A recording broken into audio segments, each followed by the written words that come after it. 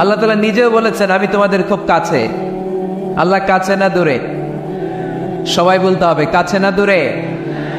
কাছে। কাছের জিনিসকে দেখা যায় কি যায় না? উত্তর দেন। কিন্তু আল্লাহরে দেখা যায় না। তিনি কাছে কিন্তু তারে দেখা যায় না। তিনি কোরআনে বলেছেন লা তুদরিকুহুল আবসার ওয়া হুয়া ইউদরিকুল আবসার ওয়া হুয়াল লাতীফুল খাবীর। তিনি দৃষ্টির আয়ত্তে নন, দৃষ্টি তার আয়ত্তে। তিনি সূক্ষ্মদর্শী, সব জানতা। পৃথিবীর কোন চোখ ওনারা দেখতে পায় না, কিন্তু তার চোখ সবাইরে দেখে। চিল্লায় বলেন তো তিনি কে? সব তিনি দেখতে পান, সব তিনি শুনতে পান। সাত আকাশের উপর সিদরাতুল মুনতাহা, তার উপরে আল্লাহর আরশ, তার উপরে আল্লাহর কুরসি, সেখানে আল্লাহ তাআলা সমাসীন। এই আরশের উপর থেকে আল্লাহ তাআলা জমিনের অতল গহ্বরে, কোন জঙ্গলে, কোন গুহার ভিতরে কোন পিপিলিকাও যদি হেঁটে যায়, আল্লাহ বলে এত উপর থেকে ওই পিঁপড়ার হেঁটে চলার পায়ের আওয়াজটাও আমি আল্লাহ শুনতে পাই। এজন্য কেউ যেটা শোনে না শোনে কে? কেউ যেটা দেখে না দেখে কে? কেউ যেটা পারে না পারে কে? আওয়াজ করে বলেন আল্লাহকে আমাদের কাছে না দূরে? আমার বাবা মা আমার যত কাছে, তার চাইতো আমার বেশি কাছের কে? আমার স্ত্রী আমার যত কাছে, তার চাইতো আমার বেশি কাছের কে? আমি আমার যত কাছে, তার চাইতো আমার বেশি কাছের কে? আল্লাহ তাআলা। তিনি যে আমাদের কাছে, এটা বোঝানোর জন্য তিনি কোরআনে দুটি শব্দ ব্যবহার করেছেন। আওয়াজ করে বলতে হবে কটি? দুটি। এক জায়গায় ব্যবহার করেছেন করিব, আরেক জায়গায় ব্যবহার করেছেন আকরাব। এক জায়গায় ব্যবহার করেছেন কি বলেন না? করিব। আরেক জায়গায় ব্যবহার করেছেন কি? রব্বুল আলামিন বলেন ওয়াইযা সাআলাকা ইবাদি আন্নী ফাইন্নী করিব উজিবু দাওয়াতাদ দাঈ ইযা দাআন ফালইস্তাজিবু লি ওয়ালইউমিনু বি লাআল্লাহুম ইয়ারশুদুন। রব্বুল আলামিন বলেন নবী হে, আমার বান্দারা যখন তোমাকে জিজ্ঞেস করে আমি কোথায়, তুমি বলে দাও ইন্নী করিব, আমি কাছে। আল্লাহু আকবার। তিনি কাছে। আল্লাহর হাবিব সাল্লাল্লাহু আলাইহি ওয়াসাল্লামকে আল্লাহ কমান্ড দিলেন, আপনি বলে দেন যখনই উম্মতেরা জিজ্ঞেস করবে আল্লাহ কোথায়, আমি কোথায়, আপনি বলে দেন ফাইন্নী করিব, আমি কাছে। আরেক জায়গায় আল্লাহ ব্যবহার করলেন আকরাব, কাছে না। করিব মানে কাছে, আর আকরাব মানে সবচাইতে কাছে। The closest one, the most closest one, সবচাইতে কাছে। ওয়ানাহনু আকরাবু ইলাইহি মিন হাবলিল ওয়ারিদ। তোমার পেছনে যে স্পাইনাল কর্ড, শির দ্বারা, ব্যাকবোন, মেরুদণ্ড, যেটা আমাদের দেহের একেবারে মাঝখানে, আল্লাহ বলে আমি ওইটারও কাছে। কোন কোন মুফাসসিরিন ইকরাম বলেন আমাদের যে খাদ্যনালী আর শ্বাসনালী, এটা আমার ঘাড়ের যত কাছে, আমার আল্লাহ আমার তার চাইতেও বেশি কাছে। তার মানে এই আয়াত দ্বয় থেকে আমরা বুঝতে পারলাম আল্লাহ দূরে নন, তিনি আমাদের কাছে। তিনি আমাদের কাছে, ডাকলেই তিনি সাড়া দেন। সুবহানাল্লাহ পড়েন। ভায়া হয়ে তার কাছে যাওয়া লাগে না, মিডিয়া হয়ে যাওয়া লাগে না। আমার সাথে দেখা করতে হইলে কত ভায়া হয়ে আসা লাগে, পাওয়া যাচ্ছে না। চেয়ারম্যান সাহেবের সাথে দেখা করতে হইলে কত অ্যাপয়েন্টমেন্ট নেওয়া লাগে। এমপি সাহেবের সাথে দেখা করতে হইলে এত ব্যস্ত মানুষ, পাওয়া যাচ্ছে না, ঘুরে ফিরে তারপরে যেতে হয়। প্রধানমন্ত্রীর কথা বললে তো আর সুযোগই নাই, মাসের পর মাস বসে থেকেও এত ব্যস্ত মানুষ পাওয়া যাবে না, ঠিক কিনা? ডোনাল্ড ট্রাম্পের যদি অ্যাপয়েন্টমেন্ট নিতে যান কি অবস্থা হবে? পাওয়া যাবে? কথা বলেন। কিন্তু আল্লাহরে পাইতে হইলে অ্যাপয়েন্টমেন্ট লাগে। আওয়াজ করে বলতে হবে মুসলমান, আল্লাহরে কাছে পেতে সিরিয়াল লাগে। আল্লাহ বলে ডাক দিলেই আবার আল্লাহ আমার ডাকে সাড়া দেয়। চিল্লায় বলেন ঠিক কিনা? এজন্য বুখারীর বর্ণনায় বিশ্বনবী বললেন ফাইন যাকারানি ফি নাফসি যাকারতুহু ফি নাফসি। আমার বান্দা যদি আমারে একা একা ডাকে, মুহূর্তের মধ্যে আমি আমার বান্দারেও একা একা ডাকতে শুরু করে দেই। ফাইন যাকারানি ফি নাফসি যাকারতুহু ফি নাফসি। আমার কোন বান্দা যদি আমারে একা একা স্মরণ করে, আমি আমার বান্দারে একা একা স্মরণ করি। সুবহানাল্লাহ কইতে পারলেন না? ওয়া ইন যাকারানি ফি মালাইন যাকারতুহু ফি মালাইন খায়রিম মিনহু। আর আমার বান্দা যদি আমাকে একা একা স্মরণ না করে বিশাল মহাসমাবেশে স্মরণ করে, তাহলে আমি আল্লাহ তাআলা আমার আরশে ফেরেশতাদেরকে নিয়ে এর চেয়ে বড় মহাসমাবেশ করে আমার বান্দারে স্মরণ করি। وإن تقرب إلي بشبر تقربت إليه ذراعا, আমার বান্দা যদি আমার দিকে 1 বিঘত আসতে চায়, আমি আমার বান্দার দিকে 1 হাত এগিয়ে যাই। আপনি 1 হাত আল্লাহর কাছে যেতে চাইলে আল্লাহ 1 হাত এগিয়ে যায়। وإن تقرب إلي ذراعا تقربت إليه باعا, আমার কোন বান্দা যদি আমার দিকে 1 হাত এগিয়ে আসে, আমি আমার বান্দার দিকে 2 হাত এগিয়ে যাই। وإن أتاني يمشي أتيته هرولا, আমার বান্দা যদি আমার দিকে হেঁটে হেঁটে আসতে চায়, আমি আমার বান্দার কাছে যাওয়ার জন্য দৌড়ে দৌড়ে ছুটে যাই। এজন্য আওয়াজ করে বলতে হবে, আল্লাহ কাছে না দূরে? আরো জোরে, কাছে না দূরে? দ্য মোস্ট ক্লোজেস্ট ওয়ান, সবচাইতে কাছে। চাইলে আমরা আল্লাহর কাছে যেতে পারি। তাই আজকের এই চমৎকার দুপুরে আমরা জেনে যাওয়ার চেষ্টা করব কিভাবে আমরা আল্লাহর কাছের হতে পারি, কি করে আল্লাহর নৈকট্য পেতে পারি, কি করে আল্লাহ তাআলার মুকাররাবিন বান্দাদের অন্তর্ভুক্ত হতে পারি। আল্লাহ আমাদের সবাইকে, এখানে উপস্থিত সবাইকে তোমার নৈকট্য প্রাপ্ত বান্দাদের অন্তর্ভুক্ত করে নাও। তোমার কাছের বান্দাদের তালিকায় আমাদের নামগুলো সেখানে তুমি তুলে নাও। আমরা যেন এমন কাজ করতে পারি যেই কাজ তোমার কাছের বান্দায় আমাদেরকে রূপান্তরিত করে। আমরা আওয়াজ করে পড়বো আমিন। তাহলে আমরা আল্লাহকে কাছে পেতে চাই, আল্লাহর নৈকট্য পেতে চাই। আমরা আজকে জেনে যেতে চাই কি কাজ করলে আল্লাহর নৈকট্য পাওয়া যায়, কি কাজ করলে আল্লাহর কাছে যাওয়া যায়। 2টা সোর্স থেকে জানবো। কয়টা সোর্স? এক হচ্ছে কোরআন, আরেক হচ্ছে সুন্নাহ। আওয়াজ করে জবাব দেন, এক হচ্ছে, আরেক হচ্ছে।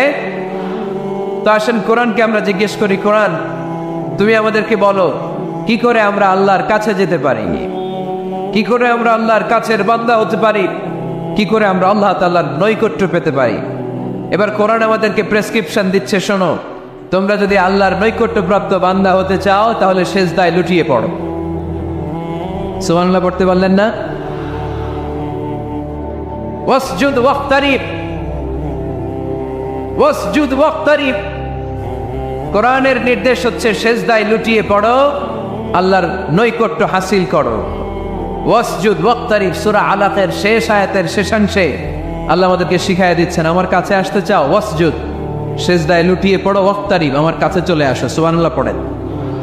আমার সাথে সাথে আয়াতটা মুখস্থ করেন, আওয়াজ করে সবাই পড়েন, ওয়াসজুদ ওয়াক্তারিব, ওয়াসজুদ ওয়াক্তারিব।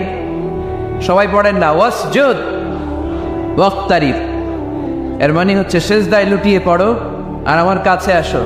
prostrate and be closer to me, সেজদায় লুটিয়ে পড়ো আর আমার কাছে চলে আসো। সহিহ বুখারীর বর্ণনায় আল্লাহর হাবিব সাল্লাল্লাহু আলাইহি ওয়াসাল্লাম বললেন, আকরাবু মা ইয়াকুনুল আবদু মির রাব্বিহি ওয়া হুয়া সাজিদুন ফাআকসিরু ফীহি দুআ।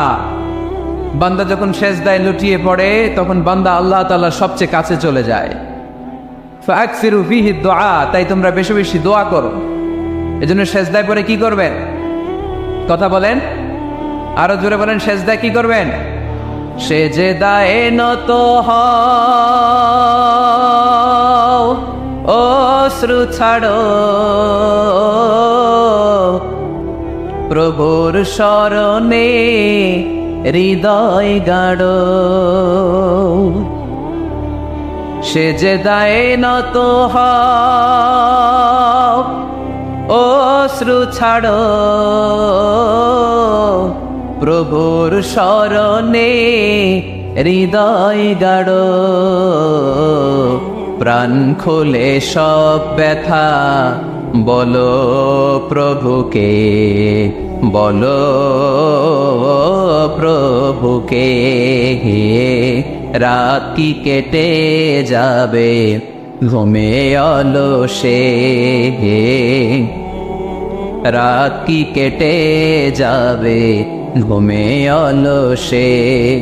তুমি কি জানবে না তোমার নিজেকে প্রভুকে, রাত কি কেটে যাবে ঘুমে অলসে। ঠিক কিনা? ঘুমে অলসে আমাদের রাত কেটে যায়, সেজদা দেওয়ার সময় নাই। কখন প্রভুর দরবারে হাজিরা দেব, কখন সিজদা দেব? আল্লাহর হাবিব সাল্লাল্লাহু আলাইহি ওয়াসাল্লাম বললেন, আকরাবু মা ইয়াকুনুল আবদু মির রাব্বিহি ওয়া হুয়া সাজিদ ফাকসিরু ফীহি দুআ। তোমরা যখন সিজদায় লুটিয়ে পড়ো তখন তোমরা আল্লাহর সবচাইতে কাছে চলে যাও, এজন্য ওই সময় বেশি বেশি আল্লাহর কাছে চেয়ে নাও। সুবহানাল্লাহ পড়েন। মনের যত আকুতি আছে, যত জ্বালা আছে, যত বেদনা, সিজদায় পড়ে আল্লাহরে বলার দরকার আছে না নাই? কারণ কেউ যেটা শোনে না, শোনে কে? পরীক্ষায় ভালো করতে চান, সিজদায় লুটিয়ে পড়ে আল্লাহরে বলেন। নেককার স্ত্রী চান, সিজদায় পড়ে আল্লাহরে বলেন। নেককার সন্তান চান, সিজদায় লুটিয়ে পড়ে আল্লাহরে বলেন। বিসিএস পরীক্ষায় টিকতে চান, সিজদায় লুটিয়ে পড়ে আল্লাহকে বলেন। পাসপোর্ট দিয়ে রেখেছেন, ভিসা হয় না, সিজদায় লুটিয়ে পড়ে আল্লাহরে বলেন। মনের যত জ্বালা, যত যন্ত্রণা, যত আকুতি, যত হাহাকার, সিজদায় লুটিয়ে পড়ে আল্লাহরে বলেন। কারণ আল্লাহর দরবার এমন দরবার, এই দরবার থেকে কেউ কোনোদিন খালি হাতে ফিরে না। চিল্লায় বলেন ঠিক কিনা? কেউ ফিরে না খালি হাতে আল্লাহরে তোর দরবারেতে, তাই না? পড়েন সবাই, কেউ ফিরে না। আকরাবু মা ইয়াকুনুল আবদু মির রাব্বিহি ওয়া হুয়া সাজিদ। বান্দা যখন সিজদায় লুটিয়ে পড়ে, বান্দা আল্লাহর সবচাইতে কাছে চলে যায়। এই কথাটা মনে থাকবে আপনাদের সবার। আমরা কখন আল্লাহর সবচেয়ে কাছে যাই? আওয়াজ করে বলেন। যখন আমরা সিজদায় পড়ে থাকি। আপাত দৃষ্টিতে মনে হয় সিজদাটা যখন দেই জায়নামাজের উপরে আমার কপালটা পড়ে, সিজদাটা যখন দেই মসজিদের টাইলসের উপরে আমার সিজদাটা পড়ে, সিজদাটা যখন দেই মনে হয় যে মসজিদের কাপড়ের উপর আমার কপালটা পড়ে। কিন্তু বিশ্বনবী বলেন, না, তোমার কপালটা আল্লাহর কুদরতি পায়ের উপরে পড়ে। আকরাবু মা ইয়াকুনুল আবদু মির রাব্বিহি ওয়া হুয়া সাজিদ। বান্দা যখন সিজদায় লুটিয়ে পড়ে, বান্দা আল্লাহর সবচাইতে কাছে চলে যায়। তাহলে কোরআন আমাদেরকে জানালো, যদি আল্লাহর প্রিয় হতে চাও সিজদায় লুটিয়ে পড়ো। আল্লাহর প্রিয় হতে চাইলে কি করব? আওয়াজ করে বলেন, কি করতে হবে? আল্লাহর হাবিব সাল্লাল্লাহু আলাইহি ওয়াসাল্লাম লম্বা সময় ধরে রাতে সিজদায় পড়ে থাকতেন। আল্লাহর হাবিব সাল্লাল্লাহু আলাইহি ওয়াসাল্লামের সাহাবারা সব সময় লম্বা লম্বা রুকু দিতেন, লম্বা লম্বা সিজদা দিতেন। কিন্তু আমরা রুকুর মধ্যে তাড়াহুড়ো করি, সিজদা দিতে যে তাড়াহুড়ো করি, এরকম আছে না নাই? নিমসার এলাকায় এরকম কেউ নাই আলহামদুলিল্লাহ। আপনারা তাড়াহুড়ো করেন? করবেন না আমার ভাইয়েরা। There is no rushing in সালাত। সালাতে তাড়াহুড়ো নেই। There is no hastiness in সালাত। সালাতে কোনো তাড়াহুড়ো নেই। সল্লু সালাতান মুআদ্দিয়া। এমন ভাবে নামাজে দাঁড়াবেন মনে করবেন এটাই হতে পারে আমার জীবনের শেষ নামাজ, ঠিক কিনা? পারফর্ম দ্য সালাত as if this is your last and final prayer. এমন ভাবে মুসল্লায় দাঁড়ান মনে করেন এটাই হতে পারে জীবনের শেষ নামাজ। This is my last chance. এখন বাজে 3:30। কেউ যদি বলে আসরের যে নামাজটা পড়বেন এটাই আপনার জীবনের শেষ নামাজ, ওই নামাজ আপনি তাড়াহুড়া করবেন? কথা বলেন। আরে কাঁদতে কাঁদতে আপনি শেষ। এত সুন্দর অজু বানাবেন, এত সুন্দর আতর মেখে যায় নামাজ বিছিয়ে পাঞ্জাবিটা পরে আপনি নামাজে দাঁড়াবেন। রুকুতে কি সুন্দর রুকু করবেন, লম্বা সময় সিজদা করে চোখের পানি দিয়ে তো সেদিন আপনার জায়নামাজ আপনি ভিজিয়ে দিবেন, ঠিক কিনা? কেন এমনটা করবেন? কারণ আপনি জেনে গিয়েছেন এটাই আমার শেষ নামাজ, তাই না? তো প্রতিটা নামাজের সময় এই জিনিসটা ভাবলে সমস্যা কোথায়? আমরা যে আরো আধা ঘন্টা এখানকার সবাই বেঁচে থাকবো কোনো গ্যারান্টি আছে? আরো 10 মিনিট হায়াত পাবো, গ্যারান্টি? 5 মিনিট, 2 মিনিট, শ্বাস যেটা নিলাম, ব্রেথ ইন করলাম, এটার ব্রেথ আউট করতে পারবো, কোনো গ্যারান্টি আছে? তো প্রতিটা সালাতের মুসল্লায় যখন দাঁড়াই এই চিন্তাটা আমাদের মাথায় আসে না কেন যে এটাই আমার শেষ নামাজ? সল্লু সালাতান মুআদ্দিয়া। আমার প্রিয় কুমিল্লাবাসী ভাইয়েরা, যখনই নামাজে আমরা দাঁড়াবো আমরা ভাববো হতে পারে এটাই আমার জীবনের শেষ নামাজ, এটাই জীবনের, ভাবা যাবে? আর লম্বা চূড়া রুকু করবেন, লম্বা সিজদা করবেন, রুকুতে পিঠটা সোজা রাখবেন।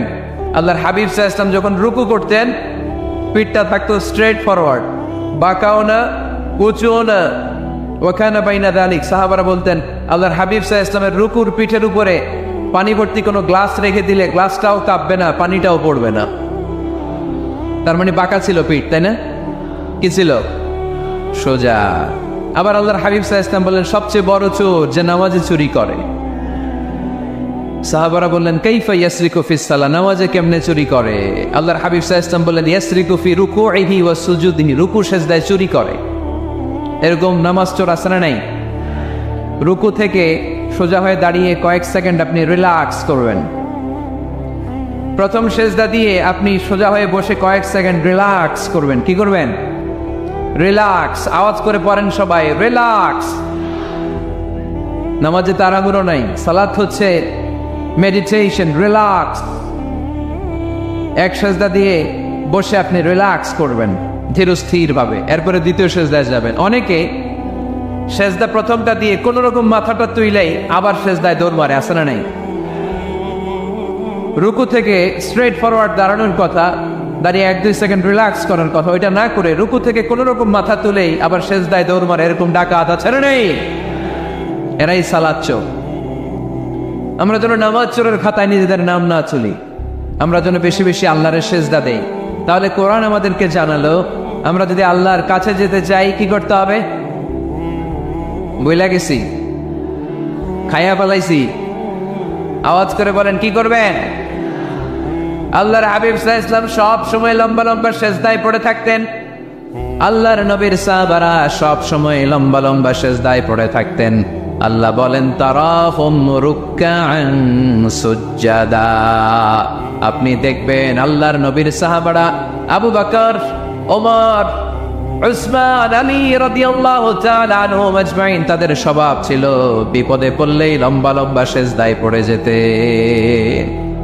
এক সাহাবী এসে বললেন, ইয়া রাসূলুল্লাহ আল্লিমনি আমালান ইযা আমিলতুহু ইউদখিলুনিল জান্নাহ। আপনি আমার এমন একটা আমল শিখায়া দেন যে আমল করলে আল্লাহ আমারে জান্নাতে ঢুকায় দিবে। আল্লাহর হাবিব সাল্লাল্লাহু আলাইহি ওয়াসাল্লাম বললেন, আলাইকা বিকাসরাতিস সুজুদ। তোমার উচিত বেশি বেশি আল্লাহর জন্য সেজদায় লুটিয়ে পড়া।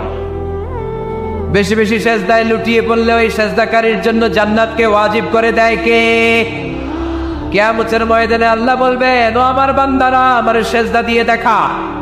কারা কারা দুনিয়াতে সেজদা দিয়েছিলি, আজকে এই কিয়ামতের ময়দানে আমার সেজদা দিয়ে দেখা। আমরা যারা দুনিয়ার বুকে সেজদা দিয়েছি, আমরা আল্লাহু আকবার বলে সেজদায় লুটিয়ে পড়ব, আলহামদুলিল্লাহ পড়ে। আর যারা দুনিয়ার বুকে সেজদা দেয় নাই, মসজিদে যায় নাই, সেজদাকারীদের সাথে আন্দোলন করে নাই, তারা সেদিন অনেক চেষ্টা করেও তাদের পিঠটারে বাঁকা করতে পারবে না। তাদের পিঠটারে সেই দিন লোহার মতো শক্ত করে দিবে কে? يوم يكشف عن ساق ويدعون إلى السجود فلا يستطيعون। সেদিন আল্লাহ তাআলা ওনার পায়ের গোছা উন্মুক্ত করবেন, পায়ের গোছা দেখাবেন আর বলবেন, সেজদা দাও, সেজদা দাও। কারা দুনিয়াতে সেজদা দিয়েছে এখনই টের পাওয়া যাবে। আমরা আল্লাহু আকবার বলে সেজদায় লুটিয়ে পড়বো। কিন্তু যারা দুনিয়ায় সেজদা দেয় নাই, এরা অনেক চেষ্টা করো, পিঠটারে বাঁকাই করতে পারবে না, সেজদাতে দূরের কথা, এদের পিঠটারে লোহার রডের মতো শক্ত করে দিবে কে? এই দুনিয়াতে আমরা খালি চোখে যা দেখি সব কিছু সেজদা করে কারে? সূরা রহমানে আল্লাহ বললেন, ওয়ান নাজমু ওয়াশ-শাজারু ইয়াসজুদান। আকাশের তারকারাজি আর জমিনের বৃক্ষরাজি সব কিছু সেজদা দেয় একজন রে, তিনি কে? আকাশের তারাগুলো সেজদা দেয় কারে? এই গাছপালাগুলো সেজদা দেয় কারে? দেখছেন কোনদিন? দেখেন নাই? ওই চোখ আমাদের নাই, তাই আমরা দেখি না। এই পৃথিবীর সব কিছু জিকির করে আল্লাহ, কিন্তু এই কান আমাদের নাই, এজন্য আমাদের কান দিয়ে আমরা শুনি না।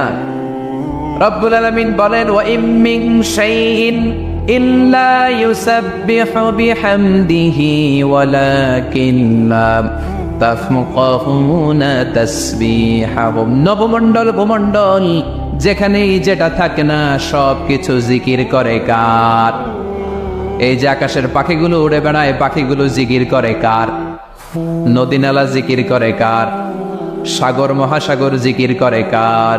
পাখিরা যায় উড়ে যায় আকাশের ওই নীলিমায়, নদীরা যায় ছুটে যায় সাগরের ওই মোহনায়।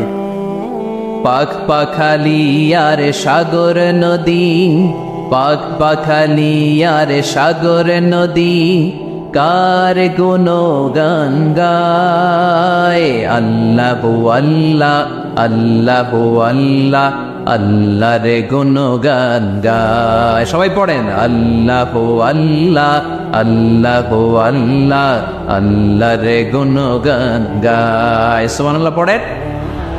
ওয়া ইন মিন শাইইন ইল্লা ইউসাব্বিহু বিহামদিহি ওয়ালাকিন লা তাফকাহুনা তাসবিহাহুম। পৃথিবীতে যা দেখো খালি চোখে সব কিছু আল্লাহর তাসবিহ পড়ে, সব আল্লাহর জিকির করে, সব আল্লাহর সিজদা দেয়। One নাজমু wash শাজারু ইয়াসজুদান। আকাশের তারা, দুনিয়ার বৃক্ষরাজি সিজদা দেয় একটা সত্তাকে। তিনি কে? অস্ট্রেলিয়ায় একটা শহর আছে সিডনি, সিডনিতে একটা জঙ্গল আছে। ওই জঙ্গলে একটা গাছ মানুষের মতো করে টু দ্য ডাইরেকশন অফ কিবলা, কেবলামুখী হয়ে এখনো রুকু দিয়ে আছে। সুবহানাল্লাহ পড়তে পারলেন না আওয়াজ করে? অনেক ক্যালেন্ডারে ছবিটা দেখা যায়, পেপার কাটিং আমি দেখেছি। একেবারে মানুষের মতো গাছটা। এটা এমন ভাবে বড় হয়েছে, এটা বড় হয়ে এমন ভাবে বেন্ড করেছে, মাথাটা বাঁকা হয়ে টু দ্য ডাইরেকশন অফ কিবলা, কেবলামুখী হয়ে রুকু করে আছে। অনেক গাছ আছে সেজদা করে আছে। গোটা বিশ্বের যা কিছু দেখা যায় সব কিছু সেজদায় লুটিয়ে পড়ে কার জন্যে? সব কিছু জিকির করে কার? ওই কান আমাদের নাই তাই আমরা শুনি না, ওই চোখ আমাদের নাই তাই আমরা দেখি না, কিন্তু মহাবিশ্বের সবকিছু সেজদা করে কারে? এজন্য আমরাও সেজদা করতে চাই একজনকে। চিল্লায় বলেন তিনি কে? আমরা মসজিদে একটা সেজদা দেব, আবার মাজারে যে আরেকটা দেব। হ্যাঁ, সমস্যা কি? সব জায়গায় দিলাম, মসজিদেও কিছু দিলাম, মাজারেও কিছু দিলাম। কুমিল্লার ভাইয়েরা আওয়াজ করে উত্তর দাও, মুসলমান সেজদায় কোনো ভাগাভাগি চলে? আল্লাহর রাজত্বে কোনো ভাগাভাগি আছে? সেজদা চলবে একজনের জন্য। তিনি কে? কোনো ভণ্ডামির সাথে ইসলামের কোনো সম্পর্ক, ভণ্ডামির সাথে কোরআনের কোনো সম্পর্ক। ভণ্ডদের ভালো হওয়ার সুযোগ এখনো আছে না নাই? আজকের এই লাখো জনতার মাহফিল থেকে আমরা তাদেরকে উদাত্ত আহ্বান জানাই, ভণ্ডামি ছেড়ে দেন, ভালো হয়ে যান। ভালো হইতে পয়সা লাগে না। দোদেল বান্দা কালমা চোর, না পায় শ্মশান না পায় গোর, দিন থাকিতে আয়রে পথে ছাইড়া দে ভণ্ডামি, ভণ্ডামি ভণ্ডামি ভণ্ডামি, ছাইড়া দে ভণ্ডামি। ঠিক কিনা? নামাজ কালাম পড়ে না, ইবলিশ শয়তানের নানা। এরকম আছে? নামাজ টামাজ নাই, লাল শালু গায়ে দেয়া, গোসল করে না, মাথার চুল দাড়িতে জট বাগানো, বছরে গোসল করে একবার, বছরের একবার ওই গোসলের পানি মুরিদরা খাইয়া সব শেষ। এরকম আছে না নাই? এই অপরিচ্ছন্নতার সাথে, এই নোংরামির সাথে, এই মেন্টালি ডিসঅর্ডারের সাথে পরিচ্ছন্ন ইসলামের কোনো সম্পর্ক আছে? নামাজ কালাম পড়ে না, ইবলিশ শয়তানের নানা, ধর্মের একখান খুঁটি ধইরা কয়দিন করবা হয়রানি, ভণ্ডামি ভণ্ডামি ভণ্ডামি, ছাইড়া দে ভণ্ডামি। ঠিক কিনা? দোদেল বান্দা কালমা চোর, না পায় শ্মশান না পায় গোর, দিন থাকিতে আয়রে পথে ছাইড়া দে ভণ্ডামি, ভণ্ডামি ভণ্ডামি ভণ্ডামি, ছাইড়া দে ভণ্ডামি। আওয়াজ তুলে বলেন ঠিক কিনা? কোন ভণ্ডামির সাথে আমাদের সম্পর্ক আছে? এই কপালটারে সৃষ্টি করেছে কে? আমার দেহটারে তৈরি করেছে কে? আমার এই কপাল দিয়ে সেজদা পাওয়ার উপযুক্ত একটাই সত্তা। চিল্লায় বলো মুসলমান, তিনি কে? মনে থাকবে? আল্লাহ ছাড়া অন্য জায়গায় সেজদা দিবেন? মাজারে সেজদা দিবেন? বাজারে সেজদা দিবেন? সেজদা দিবেন কারে? সেজদা দিলেই লাভ, সেজদা দিলেই। তাহলে কোরআন আমাদেরকে শিখালো ওয়াসজুদ ওয়াক্তারিব, prostrate and be closer to me. তোমরা না আল্লাহর কাছে যেতে চাও? তোমরা না আল্লাহর নৈকট্য প্রাপ্ত বান্দা হতে চাও? তোমরা না আল্লাহর কাছে মাহবুব পেয়ারা বান্দা হতে চাও? তাহলে সেজদায় লুটিয়ে পড়ো, সেজদায় লুটিয়ে পড়ো। আল্লাহ তাআলা তোমাদেরকে কাছে টেনে নেবে। আওয়াজ তুলে বলেন ঠিক কিনা? মূসা আলাইহিস সালাম ফেরাউনের সামনে যেয়ে দাঁড়ালেন। ফেরাউনের জাদুকররা বিশাল বড় বড় বাঘ বানালো, সিংহ বানালো, সাপ বানালো। মূসা আলাইহিস সালাম দেখে ভড়কে গেলেন, ভয় পেয়ে গেলেন। আল্লাহ বললেন, মূসা ভয় নাই, তোমার লাঠিটা খালি ফেলো। কি ফেলো? মূসা আলাইহিস সালামকে একটা লাঠি দিছে কে? লাঠি ফেলার সাথে সাথে মুহূর্তের মধ্যে হাইয়াতান তাসআ, বিশাল এক অজগর সাপ।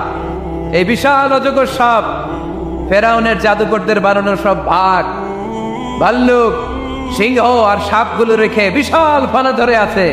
আর সাপ বলতে শুরু করেছে, আর কি আছে নিয়ে আয়। সুবহানাল্লাহ কইতে পারলেন না?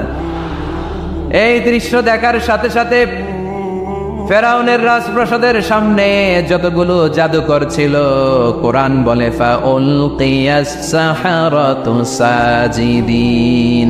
এই দৃশ্য দেখা মাত্রই ফেরাউনের নিয়ে আসা বড় বড় জাদুকরগুলো মুসা আলাইহিস সালামের সামনে দাঁড়িয়ে আল্লাহর জন্য সেজদায় লুটিয়ে পড়েছে।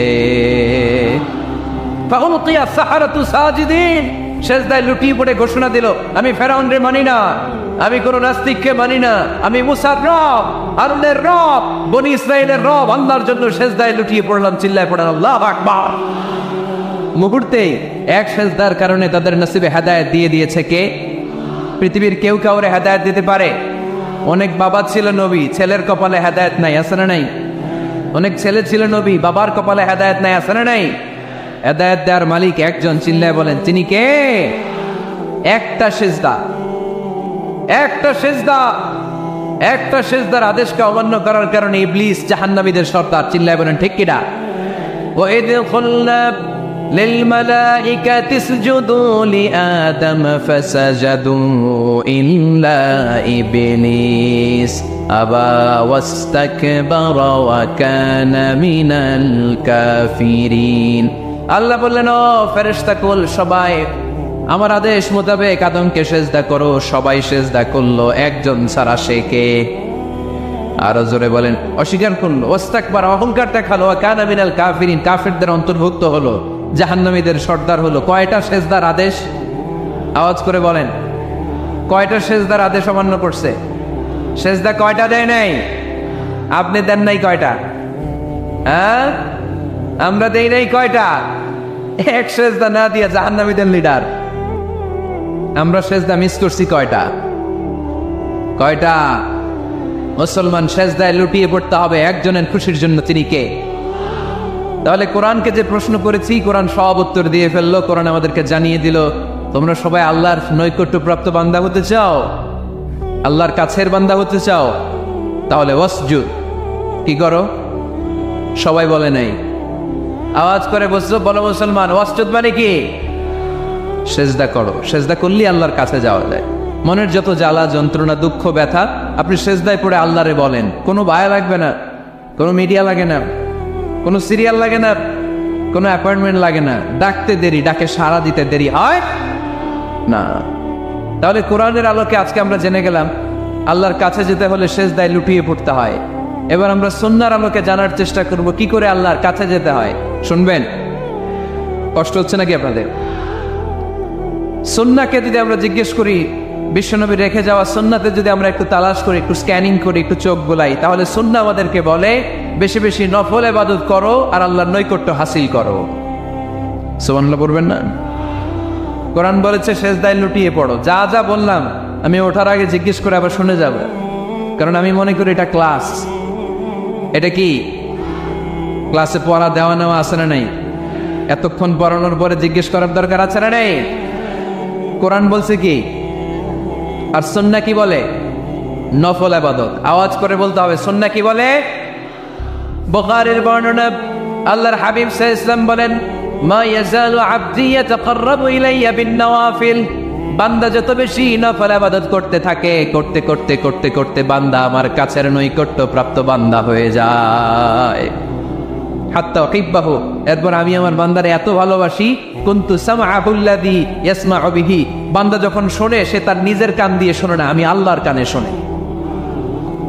কুনতু বাসারাহুল্লাযী ইউবসিরু বিহি, বান্দা যখন দেখে নিজের চোখে দেখে না, আমি আল্লাহর চোখে দেখে।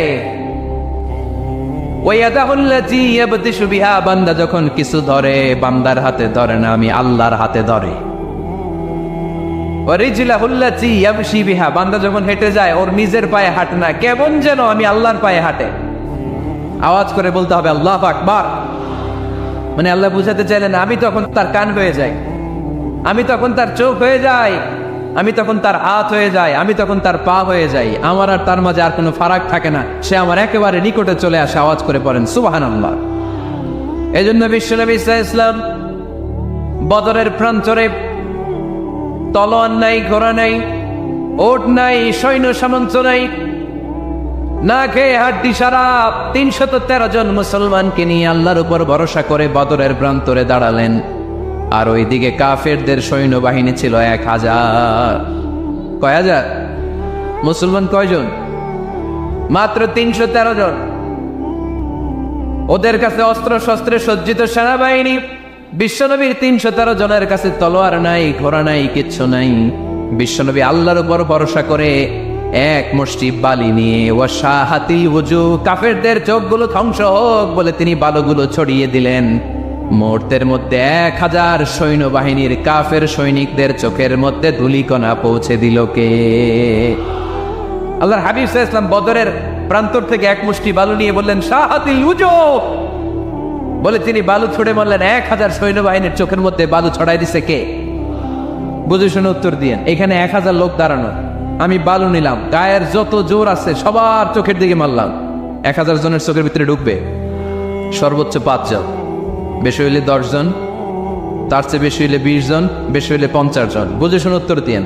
আমার মুষ্টিবদ্ধ বালু ছুঁড়ে মারলে 1000 মানুষের চোখের মধ্যে পড়বে? আওয়াজ করে বলেন পড়বে।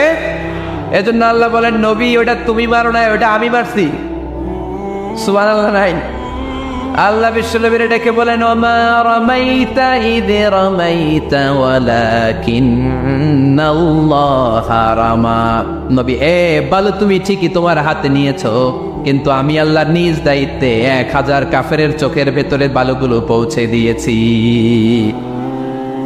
তাহলে বান্দা যখন নফল ইবাদত করে তখন বান্দার হাত আর বান্দার হাত থাকে না, ওইখানে আল্লাহর হাত যুক্ত হয়ে যায়। বান্দার পা থাকে না, সেখানে আল্লাহর পা যুক্ত হয়ে যায়। বান্দা যখন দেখে নিজ চোখে দেখে না, আল্লাহর দৃষ্টিশক্তি সেখানে যুক্ত হয়ে যায়। চিল্লায় বলেন ঠিক কি না? এজন্য নফল ইবাদত করতে রাজি আছেন তো? সুনানে তিরমিজির বর্ণনায় আল্লাহর হাবিব সাল্লাল্লাহু আলাইহি ওয়াসাল্লাম বললেন হাদিসে কুদসি কিয়ামতের দিন বান্দার যখন ফরজে ঘাটতি হবে, কিসে ঘাটতি হবে?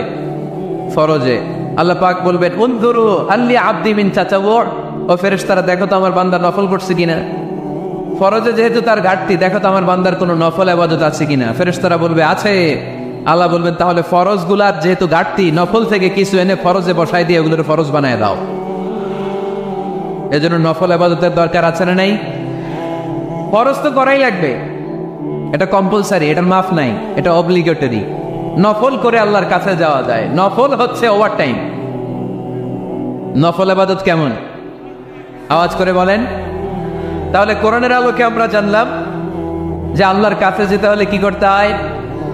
সেজদা দিতে হয়। আর সুন্নাহর আলোকে আমরা জানলাম আল্লাহর কাছে যেতে হলে কি করার মাধ্যমে কাছে যেতে হয়? আওয়াজ করে বলেন। নফল ইবাদত করতে রাজি আছেন সবাই? সবচাইতে শ্রেষ্ঠ নফল ইবাদত হচ্ছে কোরআনের তেলাওয়াত, ঠিক কিনা? আল্লাহর হাবিব সাল্লাল্লাহু আলাইহি ওয়াসাল্লাম বলেন নফল ইবাদতের মাধ্যমে আল্লাহর কাছে যেতে চাও, নৈকট্যপ্রাপ্ত বান্দা হতে চাও, আফদালুল ইবাদাতি তিলাওয়াতুল কোরআন। সবচাইতে যত নফল ইবাদতের লিস্ট হতে পারে, এই লিস্টে র্যাঙ্কিং এ 1 নাম্বার থাকবে কোরআনের তেলাওয়াত। এই কোরআন তেলাওয়াত করতে রাজি আছেন তো? আমার হাতে যে কিতাবটার নাম কি? সবাই বলতে পারেন নাই। আওয়াজ করে বলেন তো কিতাবটার নাম। এই কিতাবে ভুল আছে, সন্দেহ আছে, সংশয় আছে? এটা আলোর পথ দেখায়। এই কিতাব মানুষকে মানুষের মতো মানুষ বানায়, ঠিক কিনা? গরুর পেট থেকে বেরোলে ওটা গরু, ছাগলের পেট থেকে বেরোলে ওটা ছাগল হয়, মানুষের পেট থেকে বেরোলে ওটা মানুষ হয় না, ওটার মানুষ বানাইতে হয়। মানুষ বানানোর জন্য কোরআন পড়ার দরকার আছে না নাই? তাহলে নফল ইবাদত করে আমরা আল্লাহর নৈকট্য পেতে চাই। 1 নাম্বার যে ইবাদতের কথা আপনাদেরকে শোনালাম সেটা হচ্ছে কোরআনের তেলাওয়াত। রাজি আছেন সবাই? ফজরের পরেই এই নিমসার এলাকায়, এই কুমিল্লা এলাকায় কোরআনের সুমধুর বাণীতে আমাদের গ্রামগুলো মুখরিত থাকতে হবে। আওয়াজ করে বলেন ঠিক কিনা? একটা সময় ছিল আমার বাংলার 68,000 গ্রাম থেকে ফজরের পর কোরআনের ধ্বনি শোনা যেত। 68,000 গ্রাম থেকে, মক্তবগুলো থেকে আল্লাহর বাণী শোনা যেত।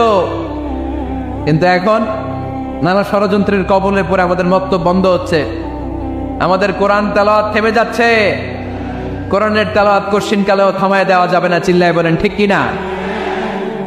রোজ সকালে শুনতাম আগে আল কোরআনের বাণী রে, আল কোরআনের বাণী। এখন শুনি সারে গামার দীপ্ত ফেন ফেনানি। ধর্মপ্রাণ মুসলমান আজকাল হয়েছে মডার্ন। ধর্মপ্রাণ ধর্মপ্রাণ আমরা বড়ই ধর্মপ্রাণ। নামাজ রোজার কিছু নাই, বলেও ধরি না কোরআন। ধর্মপ্রাণ ঠিক কিনা? প্রতিদিন কোরআন শিখায় যে তার পকেট যায় ফাঁকা রে, তার পকেট যায় ফাঁকা। সপ্তাহে 2 দিন গান শিখায় যে নেয় তো 1000 টাকা। ধর্মপ্রাণ মুসলমান আজকাল হয়েছে মডার্ন। ধর্মপ্রাণ ধর্মপ্রাণ আমরা বড়ই ধর্মপ্রাণ। নামাজ রোজার কিছু নাই, বলেও ধরি না কোরআন। ধর্মপ্রাণ। আমরা কি এমন ধর্মপ্রাণ হতে চাই? ফজরের পরে আমাদের সিলেবাস কি? কোরআন তেলাওয়াত। আওয়াজ করে সবাই বলেন, ফজরের সালাতের পরে আমাদের প্রতিটি পরিবারে প্রতিটি ঘরের সিলেবাস কি? তাহলে কোরআন তেলাওয়াত করব। 2 নাম্বার তাহাজ্জুদের সালাত পড়ব। কিসের নামাজ? হুজুর ফজরই পড়তে পারি না। ফজরই যে ফজর পড়ে তার জন্যই না তাহাজ্জুদ, ঠিক কিনা? ফজরই তো পড়তে পারি না, তাহাজ্জুদ করবো কখন? তাহাজ্জুদ পড়লে আপনার মর্যাদা বাড়ায় দিবে কে?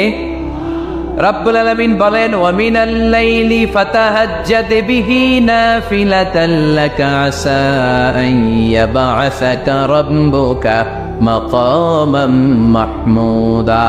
তাহাজ্জুদের নামাজ যারা পড়বে তাদের মর্যাদা বাড়িয়ে দেয় কে? কারণ ওই মুহূর্তে আল্লাহ প্রথম আকাশে নেমে আসেন আর ডাকে, আলা মিন মুস্তাগফিরিন আগফিরাল্লাহ। কার ক্ষমা দরকার? ক্ষমা চা, ক্ষমা করে দেব। আলা মিন মুস্তাকসির আকসুলা। কার খাবারের দরকার? পোশাকের দরকার? চাও, দিয়ে দেব। চাও, কার কি লাগবে? চাও, আমি দিয়ে দেব। এজন্য শেষ রাতের দোয়া আল্লাহ কবুল করে। এই যে রমজান আসতেছে না সামনে, কোন মাসে রমজান? এপ্রিলে। রমজানে তাহাজ্জুদ পড়ার একটা সুবর্ণ সুযোগ, কারণ সাহারি খাওয়ার জন্য তো ওটাই লাগে।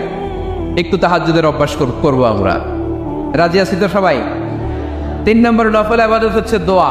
সবাই সবার জন্য দোয়া করবো। অনেকে কয়, হুজুর আমার দোয়া আমি করবো, ওরটা ওই করবো, এর লেগে আমি করুম কেন? আছে না নাই? না, এটা ভুল। নিজের জন্য করবেন, অন্যের জন্য করবেন। মা মিন আবদিন মুসলিম ইয়াদউ লিআখিহিল মুসলিম ইল্লা ক্বালা লাহুল মালাকু ওয়া লাকা বিমিসলিন। কোন বান্দা যখন তার ভাইয়ের জন্য দোয়া করে, ফেরেশতারা বলে, আল্লাহ এই দোয়াটা যে দোয়া করছে আগে তার জন্য কবুল করে নাও। আপনি দোয়া করলেন, আল্লাহ আমার ভাই অসুস্থ, তারে সুস্থ করে দাও। ফেরেশতারা বলে, আল্লাহ যিনি দোয়া করতেছে তার যদি কোনো অসুস্থতা থাকে আগে তারে সুস্থ করে দাও। তাহলে অন্যের জন্য দোয়া করলে লাভ আছে না নেই?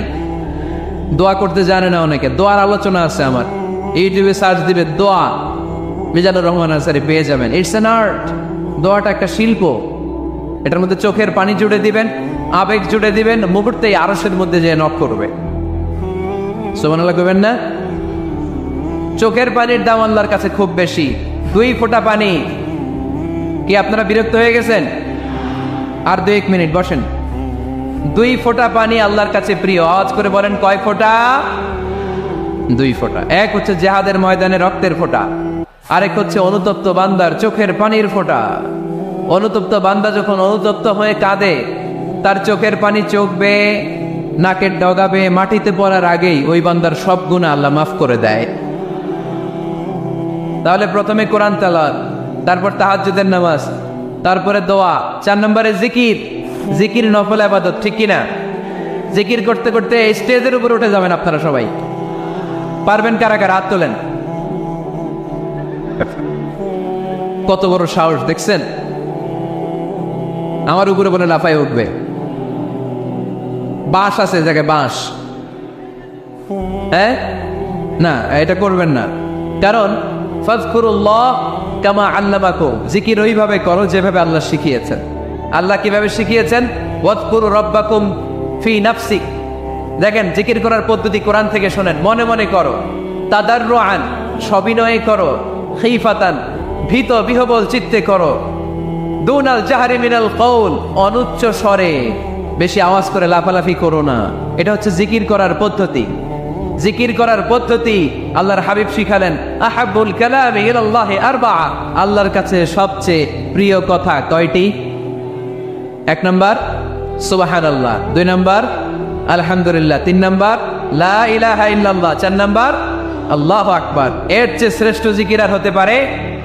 আবার আল্লাহর হাবিব সাল্লাল্লাহু আলাইহি ওয়াসাল্লাম বললেন, মান ক্বালা লা ইলাহা ইল্লাল্লাহ দাখালাল জান্নাহ। একবার লা ইলাহা বলে যে মরতে পারবে তার জন্য জান্নাত ওয়াজিব করে দিবে কে? এই জিকিরগুলো করবেন হাতের গিড়ায়, আঙ্গুলের গিড়া আছে না, ডান হাত তোলেন তো, এরকম গিড়াগুলো দেখান তো আমারে, এইভাবে সুবহানাল্লাহ সুবহানাল্লাহ সুবহানাল্লাহ। এটা সুন্নাহ, পারা যাবে? আব্দুল্লাহ ইবনে আমর ইবনে আল-আস বলেন, রাআইতু রাসূলুল্লাহি সাল্লাল্লাহু আলাইহি ওয়াসাল্লাম ইয়াকিদু তাসবিহা বিয়ামিনি। আমি নিজ চোখে আল্লাহ রাসূল সাল্লাল্লাহু আলাইহি ওয়াসাল্লামকে ডান হাতের গিড়াতে এরকম তাসবিহ পড়তে দেখেছি।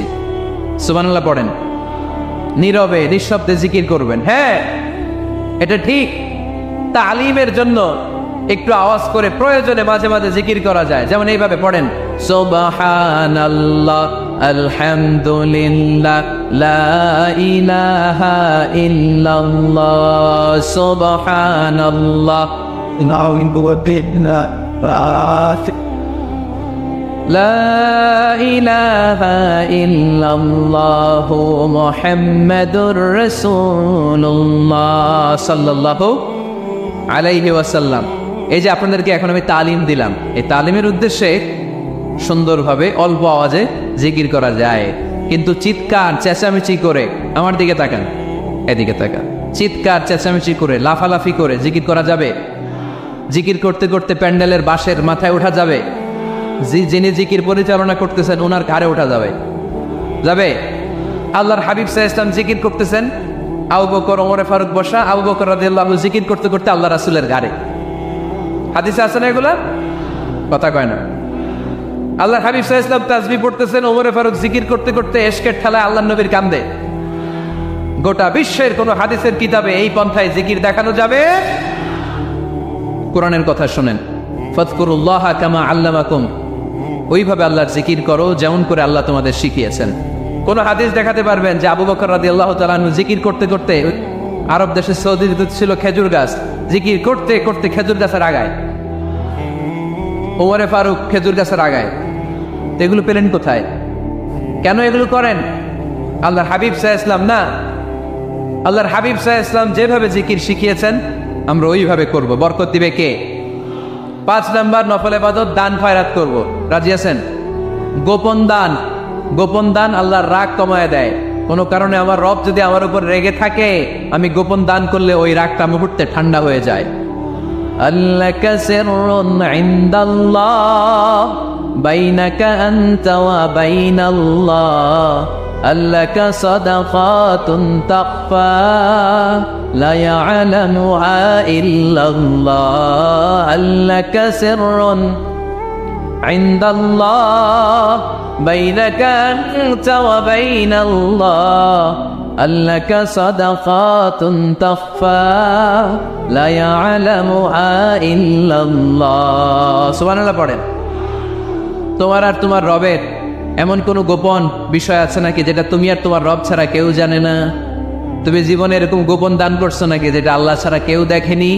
ওই দানটা আল্লাহ পছন্দ করে। সর্বশেষ কথা বলি, শেষ কথা, মানুষকে খাওয়াবেন।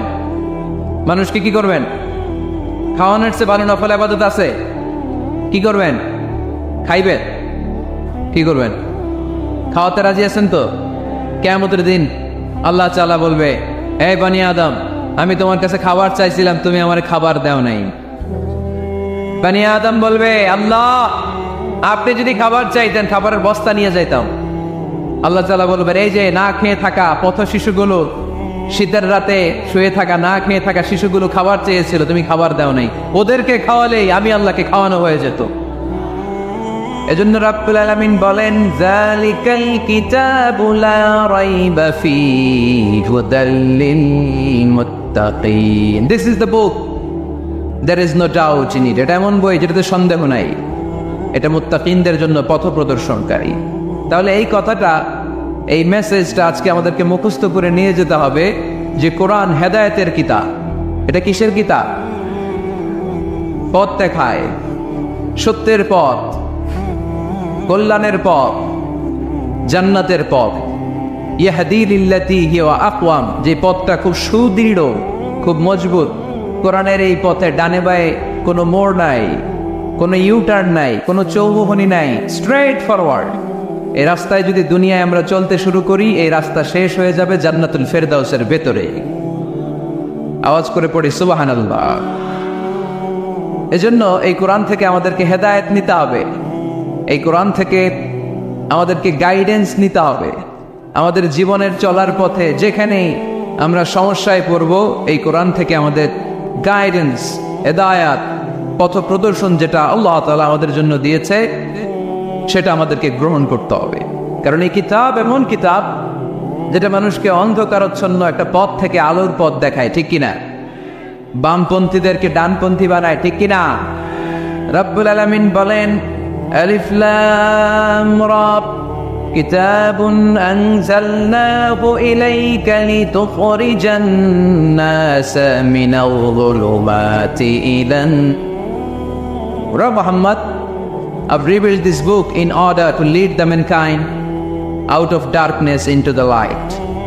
অন্ধকারাচ্ছন্ন মানুষগুলোকে অন্ধকার থেকে বের করে টেনে এনে আলোর পথে উঠিয়ে দেওয়ার জন্য এই কোরআনকে পাঠিয়েছে কে?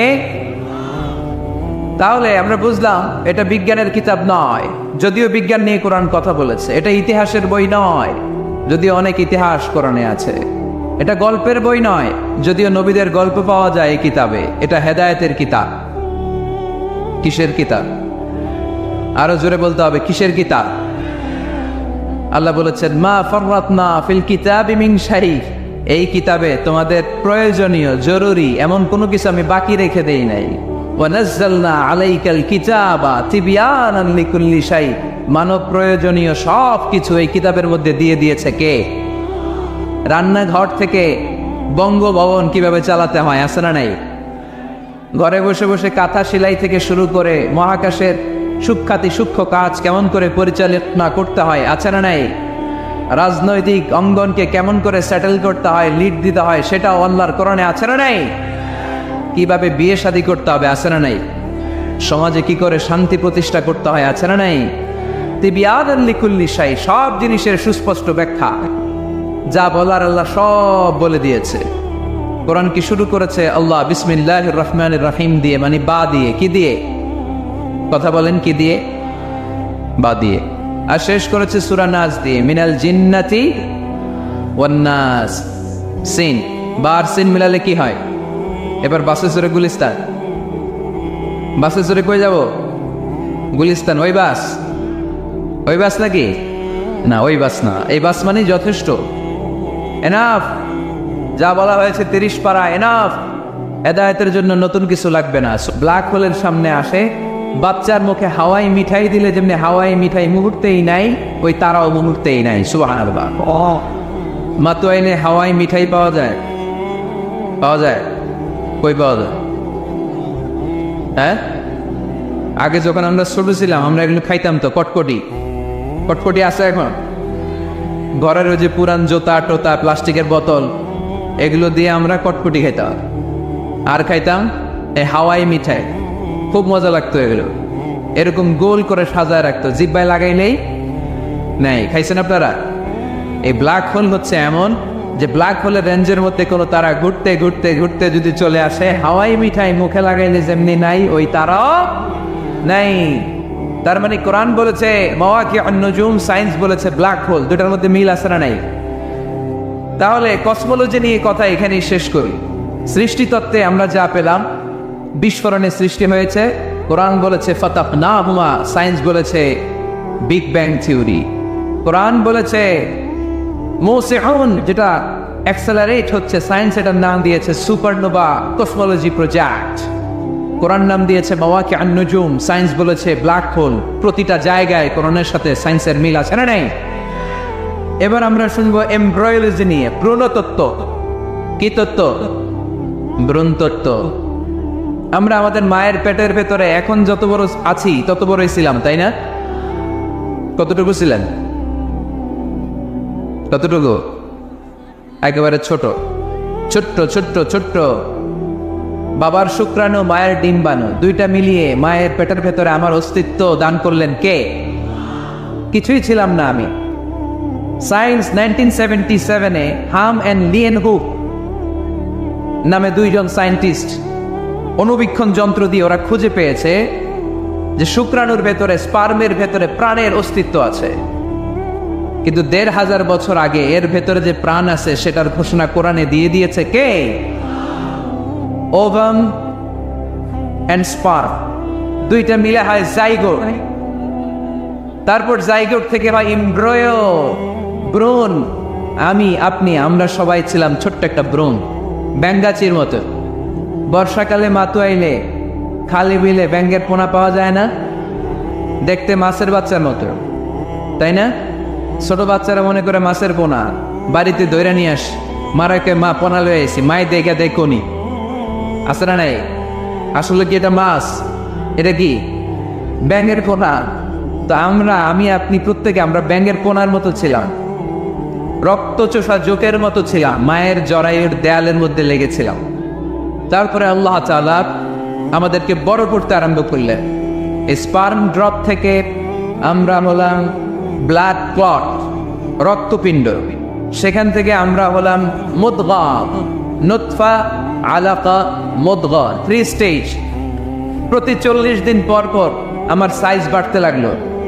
সায়েন্স এটা স্বীকার করেছে যে প্রত্যেক 40 দিন পর বাচ্চার একটা নোটিসেবল ডেভেলপমেন্ট ঘটে। আল্লাহ রাসূল সাল্লাল্লাহু আলাইহি ওয়াসাল্লাম বলেছেন, ইন্না খালকাকুম ইউজমাউ ফি বাতনি উম্মিহি 40 ইয়াওমা। প্রতি 40 দিন পর তোমার মায়ের পেটের ভেতরে তোমার সাইজ একটু বড় করা হয়। চিল্লায় পড়ি আল্লাহু আকবার। তারপরে তুমি নুতফা থাকো, নুতফা থেকে তুমি আলাকা হও, আলাকা থেকে মুদগা, স্টেপ বাই স্টেপ রক্তপিণ্ড। তারপরে আমি হয়ে যাই গোশতপিণ্ড। ওই গোশতের ভেতরে আল্লাহ তাআলা আমার স্কেলিটন দেয়, কঙ্কাল। তারপরে এই কঙ্কালের চারদিক দিয়ে গোশত দিয়ে আমাকে আল্লাহ প্রস্তুত করে। সর্বশেষ এই চামড়ার লেভেল দিয়ে মায়ের পেটে আমাকে ডেকোরেটিং করে কে?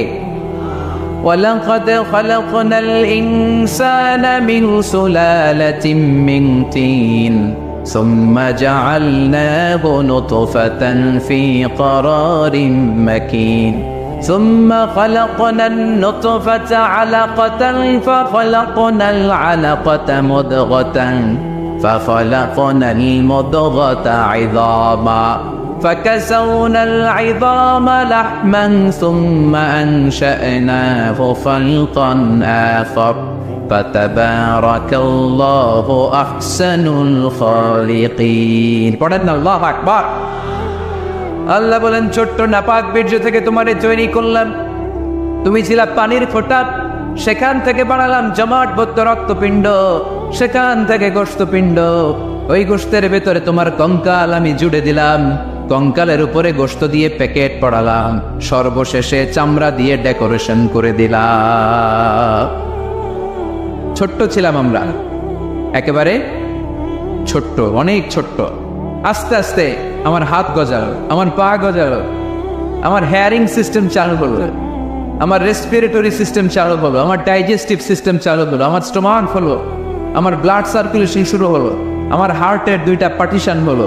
আল্লাহ রূপের ফুৎকার দিলেন, আমি মানুষ হয়ে দুনিয়ায় আসলাম। সুবহানাল্লাহ। 2টা পার্টিশন করে দিলেন। আর এই পাম্প মেশিন আমার মায়ের পেটের ভেতরে চালু করে দিলেন কে?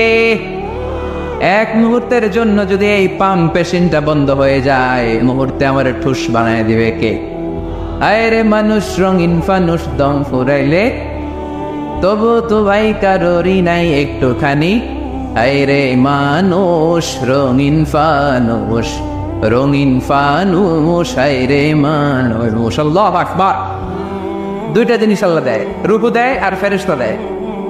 কি দেয়? রূহ দেয় আর ফেরেশতা দেয়।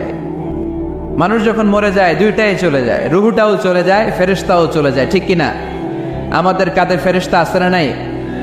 2 কান্দে ছিল যে তোমারে 2 জনা পাহারা, তোমারে একলা থুইয়া পালাইছে তাহারা। তোমার 8 কুঠুরি 9 দরজা বন্ধ এবার হলো রে, হলো মুখে আল্লাহ রসুল সবে বলো, ও মুখে আল্লাহ রসুল সবে বলো।